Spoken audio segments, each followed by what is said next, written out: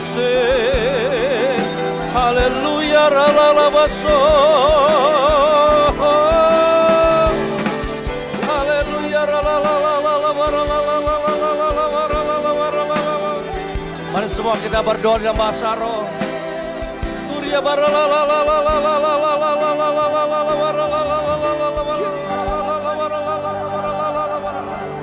Sambil angkat kedua tangan kita di hadapan Tuhan, mari kita berdoa dalam bahasa roh. Oh, dia bersandar kayak oh, rabasandar hirawasika ya oh,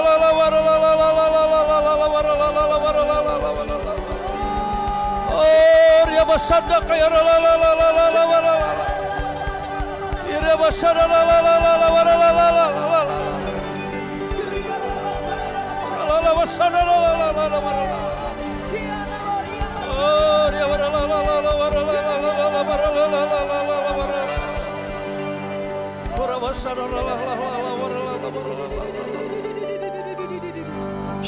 sungguh hati kami melimpah dan syukur ya Bapa. Pada sore hari ini Tuhan yang sudah menghimpun setiap anak-anak-Mu, gereja-Mu Tuhan, di mana Tuhan akan berbicara melalui hamba-Mu Bapak Pendeta Aruna Tuhan. Dia nyatakan isi hati-Mu supaya kebenaran firman Tuhan mencelikkan setiap mata rohani kami, supaya kami tidak menjadi orang yang bodoh tetapi orang yang bijak di hari-hari menjelang kedatangan Tuhan Yesus yang sangat singkat. Dan setiap kami boleh mengerti dan mempersiapkan diri untuk menyambut kedatangan Tuhan Yesus kedua kali, untuk menjemput orang-orang kudusnya. Dan tidak seorang pun Tuhan yang binasa, tapi setiap kami akan menerima kemuliaan yang Tuhan sudah sediakan. Terima kasih Bapa. Kami serahkan seluruh waktu ini dalam tangan Tuhan. Urapi hamba-Mu, urapi kami semua, sehingga roh hikmat dan pewahyuan boleh turun atas setiap kami, terlebih hamba-Mu Tuhan, yang akan menyatakan isi hati-Mu. Biarlah melalui seminar ini kami yakin percaya Tuhan, setiap kami boleh terus sungguh-sungguh mempersiapkan diri. Kami serahkan seluruh waktu ini dalam tangan penyertaan Tuhan. Roh Kudus yang akan memimpin. Di dalam nama Tuhan Yesus kami bersyukur dan kami sudah berdoa. Yang setuju percaya bersama saya katakan amin. Tepuk tangan buat Tuhan kita. Haleluya. Lebih meriah lagi buat Tuhan kita, katakan haleluya. Yes. Silakan duduk. Kita akan masuk dalam session langsung dalam seri kedua tentang akhir zaman yang akan disampaikan oleh hambanya Bapak Aruna. Silakan Pak. Tepuk tangan buat Tuhan kita.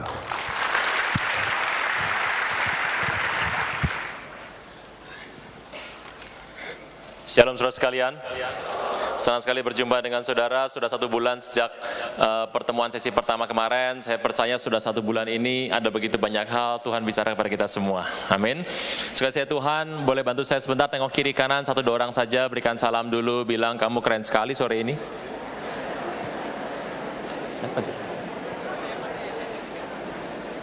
Lurus. Oke, makasih ya. Saudara Tuhan, senang sekali ada di tempat ini. Saya percaya bahwa tentu saja apa yang kita buat hari-hari ini itu berharga di mata Tuhan. Amin. Nah, sebelum saya mulai, tentu saja saya harus bicara bahwa saya berterima kasih sekali buat semua panitia yang sudah menyiapkan berjerih lelah, hujan-hujan lagi, menyiapkan semua keperluan termasuk konsumsi Anda, termasuk setting tempatnya. Mereka membantu sekali dalam itu banyak hal. Nah, kalau saudara tidak keberatan, boleh berikan tepuk tangan untuk panitia hari ini. Tuhan memberkati jerih lelah semua panitia yang ada.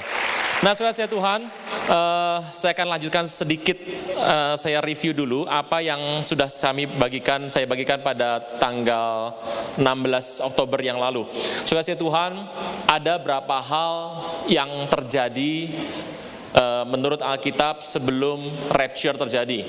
Saya akan ulang kembali Wahyu 14 ayat 14 mencatat dengan jelas bahwa Wahyu 14 ayat 14 mencatat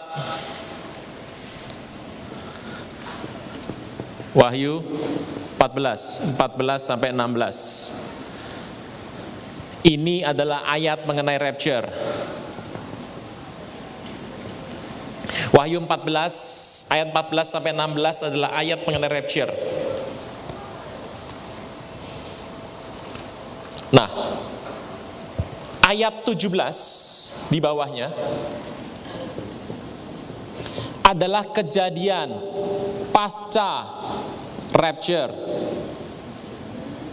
Jadi semua kejadian yang ada setelah orang di rapture itu ada di Wahyu 14 ayat 17 sampai ke bawah. Amin. Nah, berarti kalau ini adalah ayat rapture,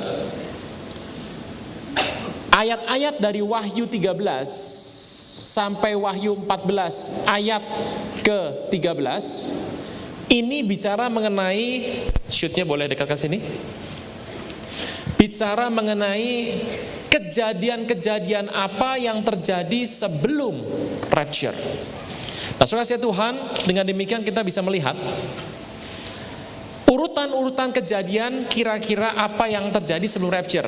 Kalau Anda datang ke tempat ini pada sore hari ini, malam hari ini, ingin mengetahui tanggal dan jamnya rapture, Anda pasti kecewa.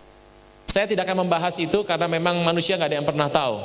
Tetapi kita mau membahas mengenai urutan kejadian apa yang terjadi sebelum rapture. Kalau Anda membaca Wahyu 13 ayat yang pertama sampai Wahyu 13 ayat yang ke-18, Antikris akan datang dari mana?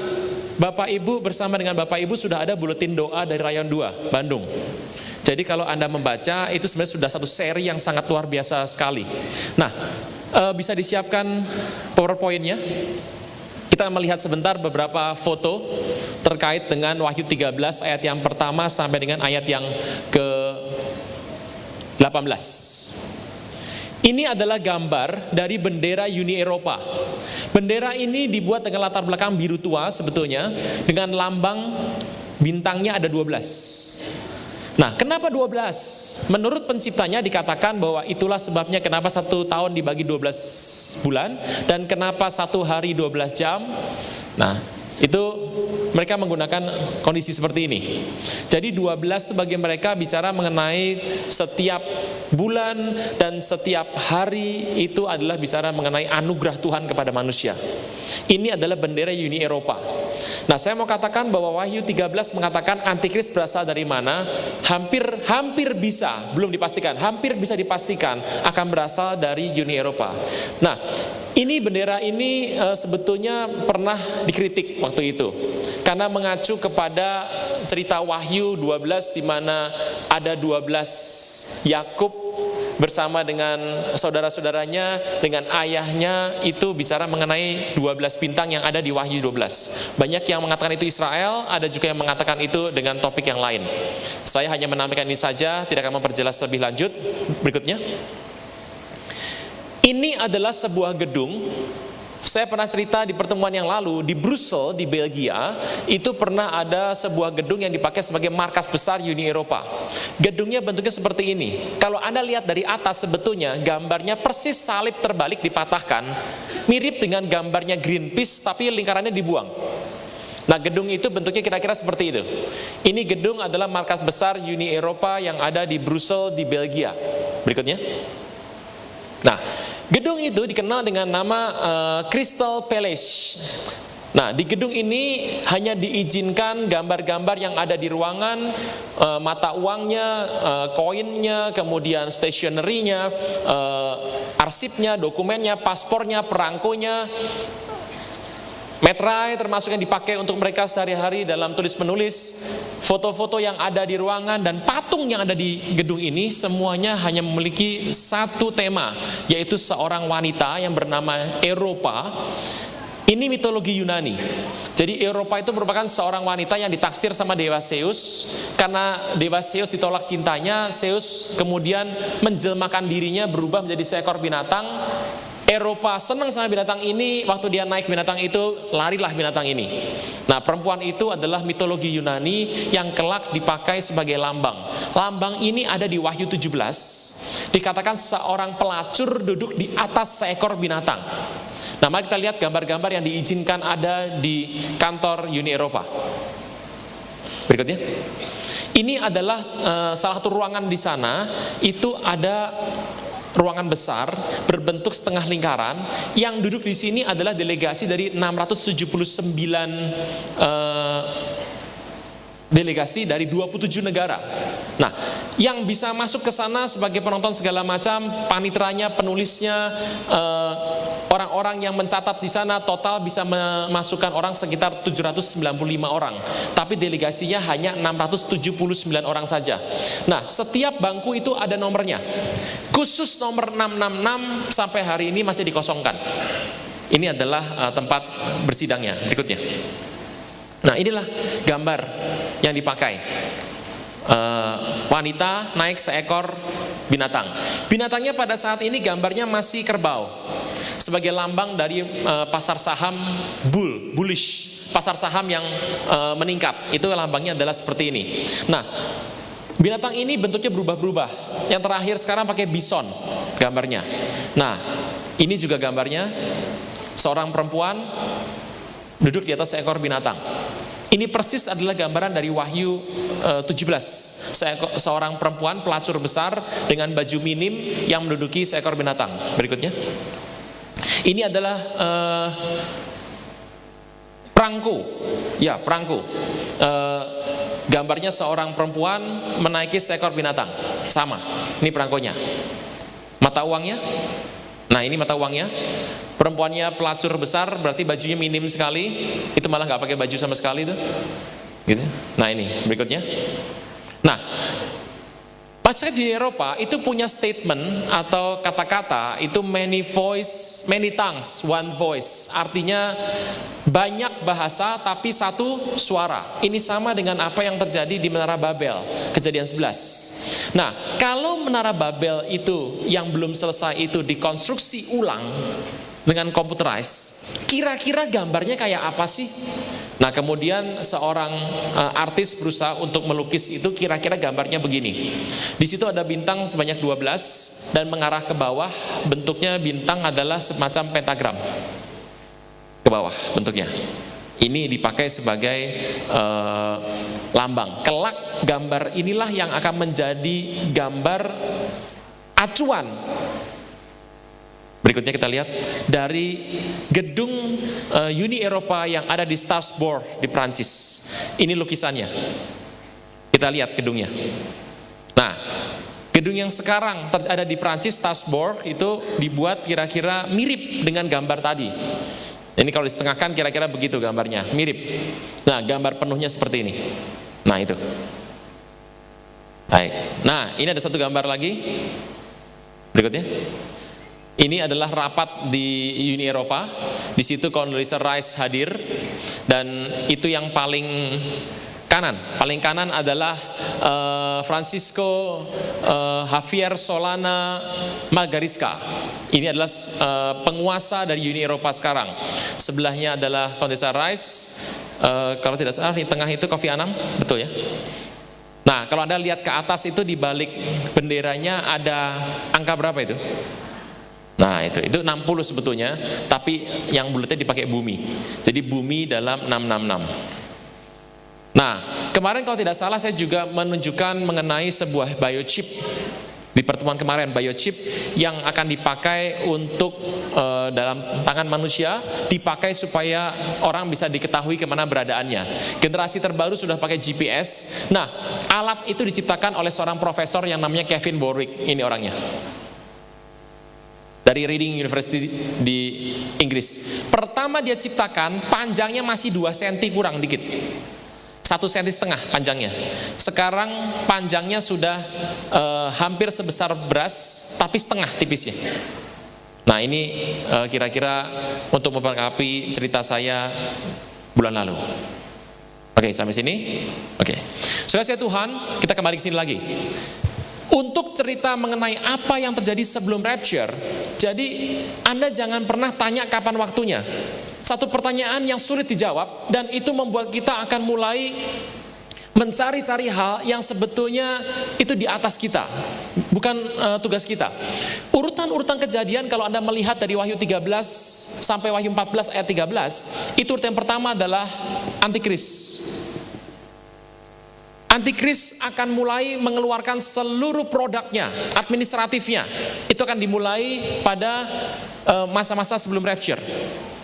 Kalau Anda baca nanti Wahyu 14 ayat yang pertama sampai kelima, yang terjadi adalah Tuhan memilih para kudusnya.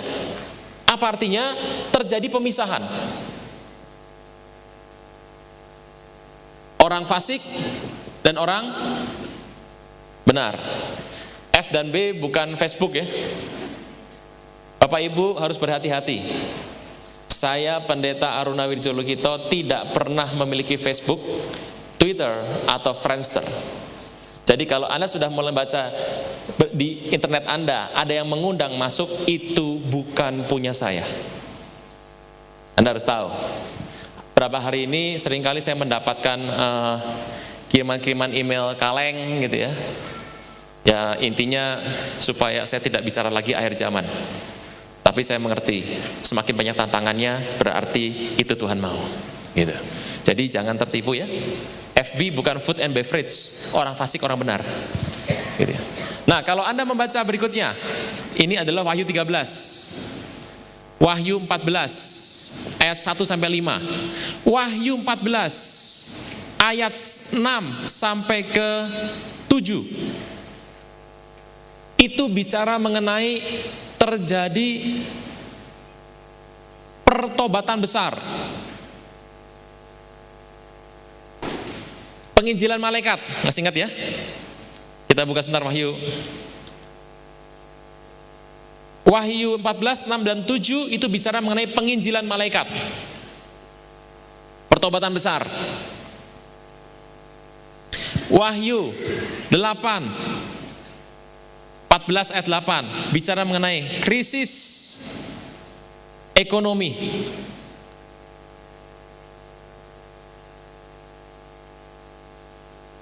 Dan yang terakhir adalah yang Wahyu 14 ayat 9 sampai 13. Tekanan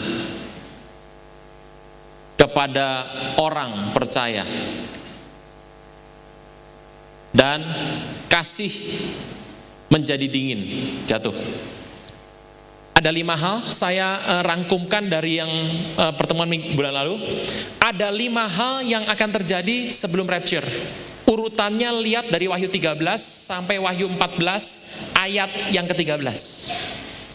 Berarti kalau kita mau menyatakan bahwa kejadian ini adalah urutan peristiwa, yang pertama Anda harus mengerti dulu bahwa Wahyu 14 ayat 14 sampai 16 itulah rapture. Kalau kita sudah meyakini bahwa Wahyu 14 ayat 14 sampai 16 itu rapture, Anda akan tahu bahwa kejadian setelah itu adalah pasca rapture, di atasnya adalah pra rapture. Nah, mari kita lihat apakah ada ayat lain yang mendukung terjadi rapture itu sebelum apa. Nih, Anda silahkan cek mana yang sudah kejadian, mana yang belum. Produk antikris menguasai dunia, sudah belum? Sudah. Yang namanya RFID itu adanya bukan cuma baru masuk, RFID sudah ada di mana-mana. Bukankah Bapak Ibu kalau tidak salah kalau kerja di satu perusahaan keuangan yang namanya komputer, meja saja sudah memakai teknologi RFID.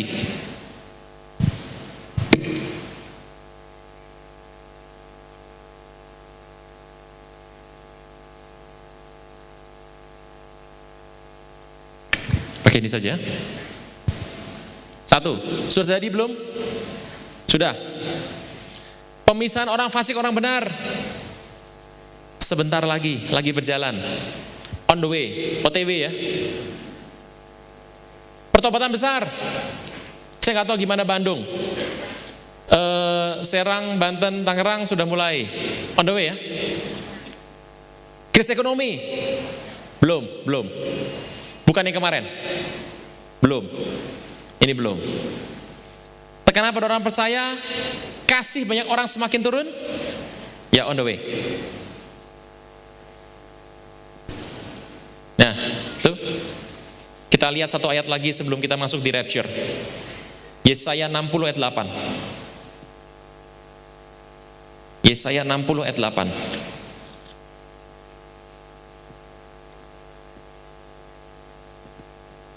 Masih ingat cerita ini bulan lalu? Siapakah mereka ini yang melayang seperti awan, seperti burung merpati ke pintu kandangnya? Alkitab bilang dengan jelas, saya bacakan pakai bahasa aslinya. Siapa orang-orang ini yang melayang ke atas seperti awan? Kapan Anda dan saya melayang ke atas seperti awan? Rapture. Berikutnya, dan seperti burung merpati kembali ke kediamannya. Kapan Anda sama saya melayang ke atas seperti burung merpati putih naik ke rumah Bapa? Kapan? Rapture. Tolong mengerti, burung merpati pada zaman itu di Yahudi warnanya cuma satu, putih. Nggak seperti burung merpati zaman sekarang, pink, coklat muda, hitam, abu-abu, coklat gelap. Burung dara goreng mentega. Itu gelap sekali. Enggak ya? Berarti kalau ayat Wahyu 60 ayat ke-8 itu rapture, berarti ayat di atasnya kondisi sebelum rapture toh? Berikutnya kita baca. Ayat di atasnya. Segala kambing domba Kedar berhimpun kepadamu, domba jantan Nebayot tersedia untuk.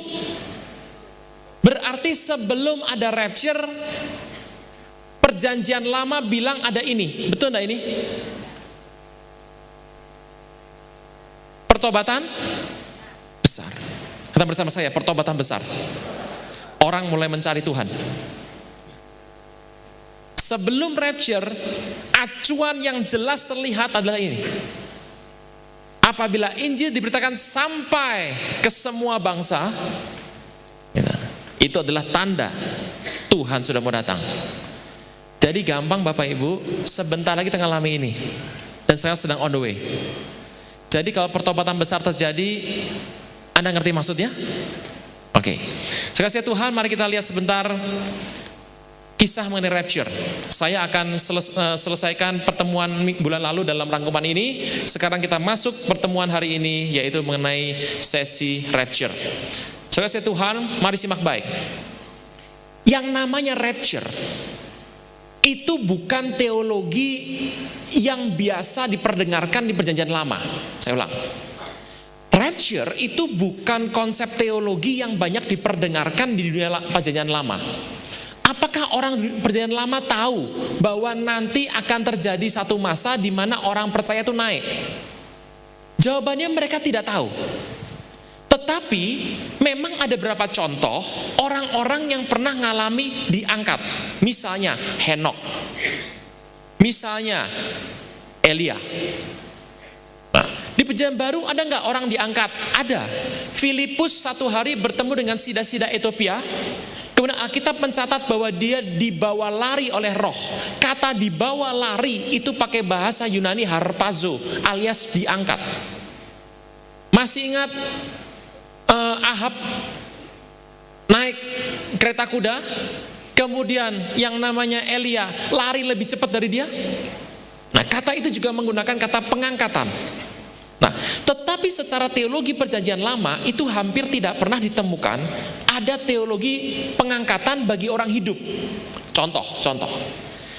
Lazarus meninggal dan Marta Maria nangis sama Tuhan Yesus bilang gini, Tuhan, kalau Tuhan di sini Lazarus pasti nggak meninggal.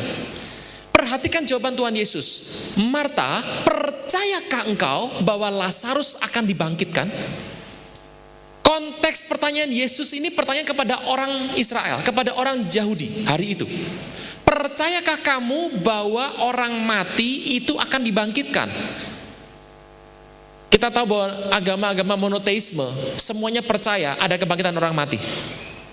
Jawabannya Marta lebih mantap lagi. Dia bilang begini, Tuhan, aku percaya Lazarus akan dibangkitkan nanti di akhir zaman saat orang mati bangkit. Jadi Marta tuh dari kecil dia pasti pernah ikut seminar akhir zaman 4 kali.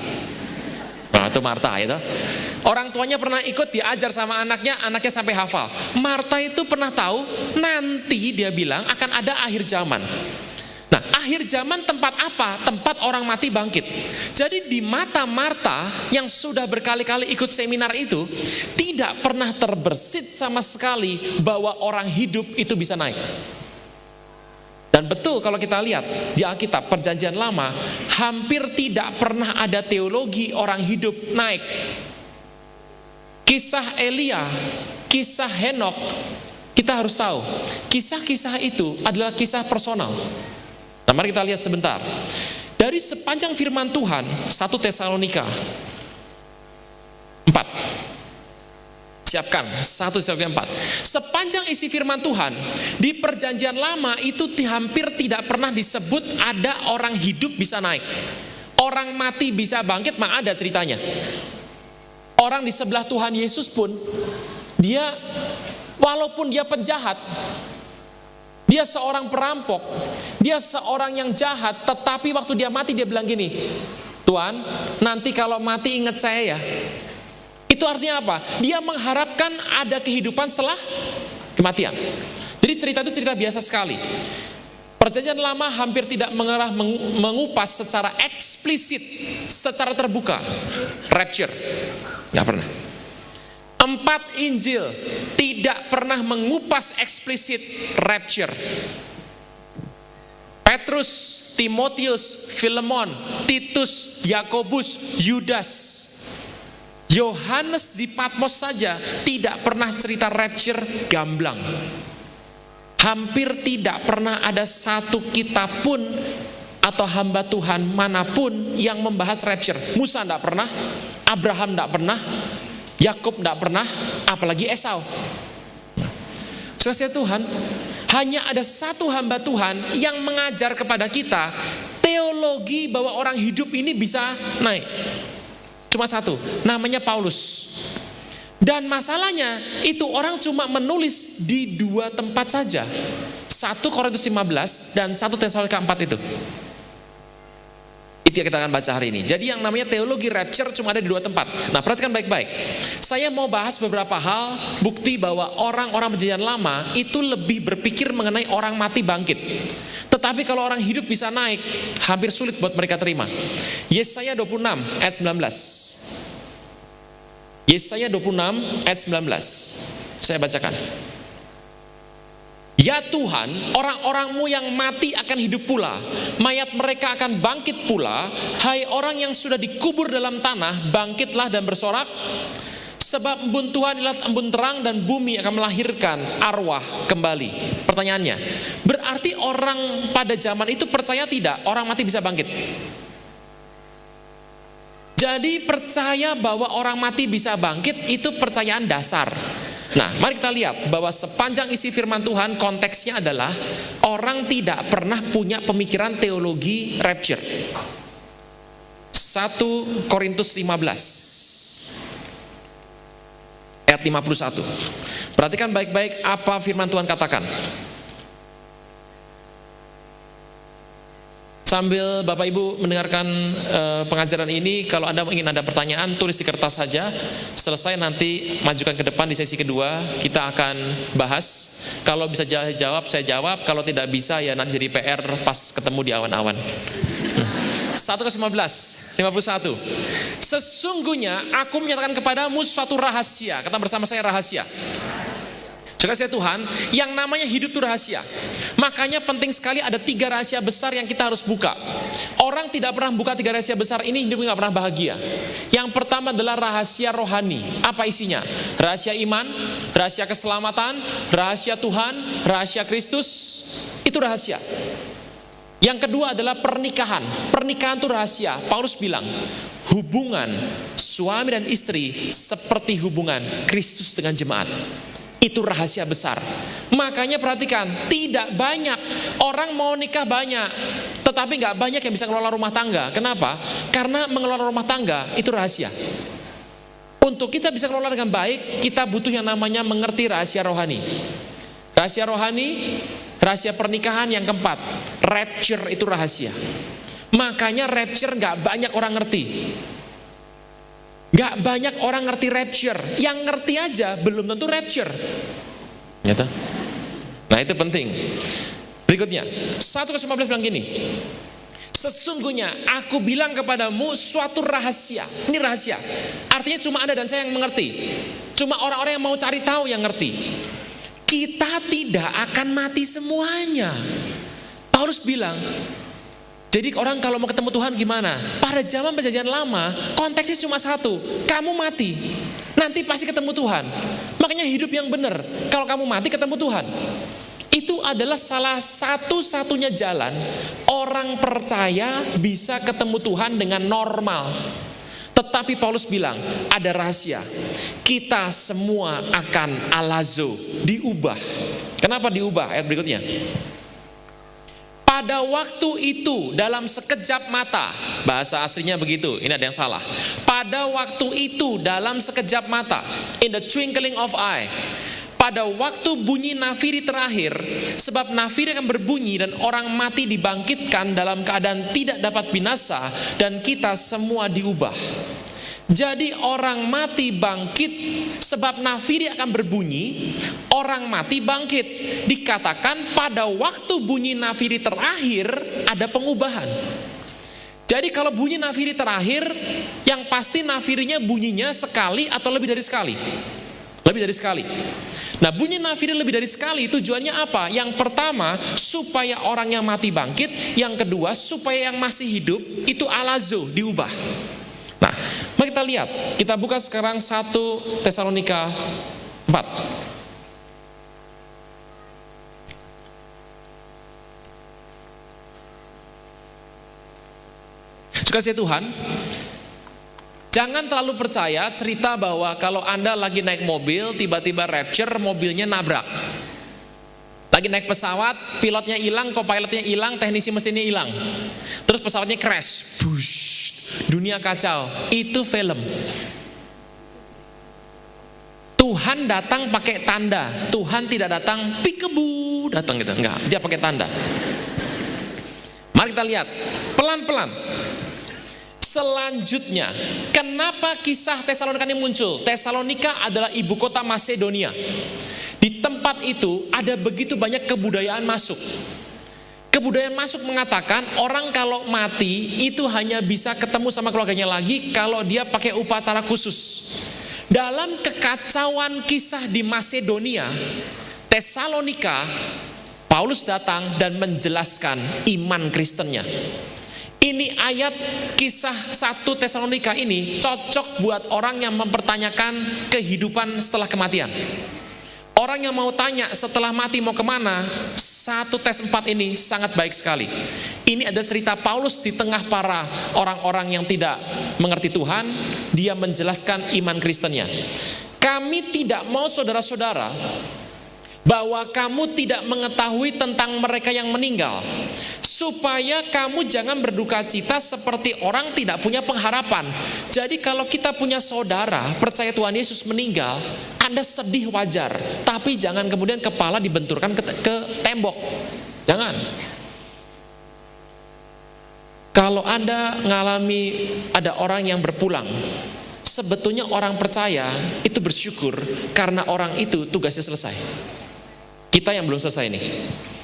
Karena jikalau kita percaya bahwa Yesus telah mati dan telah bangkit, maka kita percaya juga bahwa mereka yang telah meninggal dalam Yesus, kata bersama saya, meninggal dalam Yesus, akan dikumpulkan Allah bersama-sama dengan Dia. Jadi kalau orang meninggal dalam Yesus, itu nanti pada saat meninggal dikumpulkan bersama dengan Tuhan Yesus.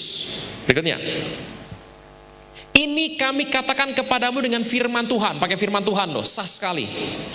Kita yang hidup, pembicara hari ini dan yang mendengarkan di GBI Baranang Siang, kita yang masih hidup, yang masih tinggal sampai Tuhan datang. Masih ingat cerita saya tahun bulan lalu, Tuhan datang berapa kali? 3 kali.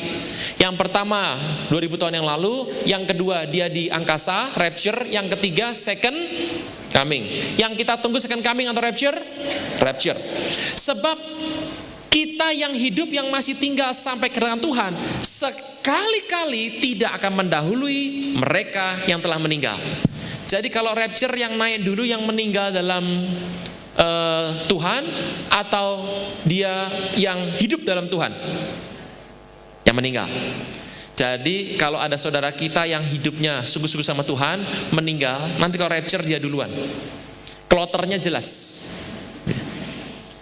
Ayat 16. Ayat 16 saya ulang pakai bahasa aslinya. Ini ada urutannya salah di sini. Saya ulang. Ayat 16. Sebab pada waktu itu, koma, Tuhan sendiri, koma, dengan suatu seruan, koma, suara penghulu malaikat, koma, dan bunyi sangkakala Allah, titik, koma, akan turun dari surga dan mereka yang mati dalam Kristus lebih dulu bangkit. Saya ulang. Sebab pada waktu itu, koma, Tuhan sendiri, koma, dengan suatu seruan. Jadi Tuhan datang, tandanya pertama apa? Seruan. Yang kedua, suara penghulu malaikat. Yang ketiga, bunyi sangkakala Allah, titik, koma, akan turun dari sorga dan mereka yang mati dalam Kristus lebih dulu bangkit. Saudara Tuhan, katakan bersama saya, mati dalam Yesus. Katakan berikutnya, mati, meninggal dalam Kristus. Saudara Tuhan, orang yang rapture, orang yang meninggal kemudian akan dibangkitkan, itu adalah mereka yang meninggal dalam Kristus, bukan dalam Yesus. Saya ulang kembali. Orang yang nanti meninggal kemudian ikut rapture, itu mereka yang meninggalnya dalam Kristus, bukan dalam Yesus. Anda akan tanya sama saya, apa beda Kristus sama Yesus? Nah, saudara Tuhan, mari kita lihat. Apa beda orang meninggal dalam Yesus dan dalam Kristus? Alkitab tidak salah tulis. Paulus katakan dengan jelas. Dikatakan pada ayat 14, jika kita percaya bahwa mereka yang telah meninggal dalam Yesus, orang meninggal dalam Yesus dikumpulkan sama Yesus. Tetapi yang rapture itu adalah orang-orang yang meninggal dalam Kristus. Apa beda Yesus sama Kristus? Beda. Kristus itu adalah jabatan, sedangkan Yesus itu adalah nama. Apa bedanya? Bapak Ibu, coba baca kitab sinopsis. Matius, Markus, Lukas, Yohanes. Kitab Roma. Kisah Rasul. Di kitab-kitab itu Anda akan sering mendengarkan kata-kata demikian. Yesus Kristus, Yesus Kristus, Yesus Kristus. Tetapi kalau Anda buka Korintus, Filipi, Efesus, Galatia, Anda akan menemukan Kristus Yesus, Kristus Yesus, Kristus Yesus. Yang di sini Yesus Kristus, Yesus Kristus, yang di sini Kristus Yesus.